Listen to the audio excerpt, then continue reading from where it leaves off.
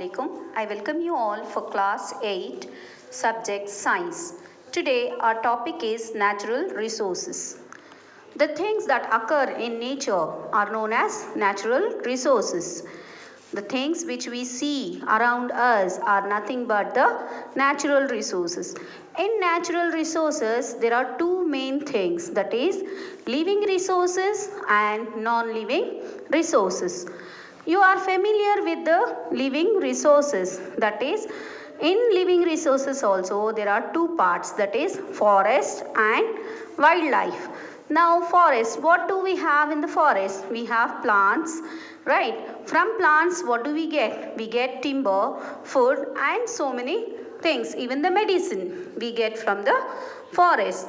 Now these living things, plants are living things. Similarly, even the wildlife, from wildlife what do we get? We get leather, milk, mutton, so many things from the animals also. Animals belongs to wildlife.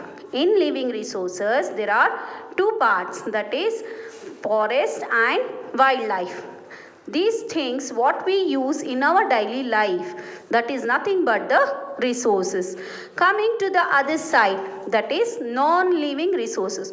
You know the meaning of non-living, which do not have life in them, right? Now in that there are two parts, that is renewable resources and non-renewable resources. What do you mean by renewable resources? The things which we can renew. Renew means which is available further, is known as renewable resources. In that renewable resources there are two main parts, that is inexhaustible and exhaustible. What is the meaning of inexhaustible? Inexhaustible means which is not going to be finished. Exhaust means finish. Inexhaustible means it's not going to be finished how much ever you use. For example, solar energy and wind. Every day, day-to-day life, we are using so much of solar energy and wind. But still there is no scarcity of that. Coming to the exhaustible part. It is renewable but also exhaustible. For example, wildlife and forest.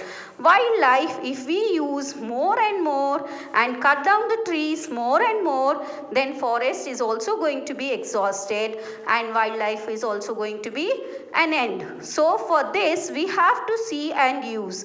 With the resources what we are getting, we should be careful in this part.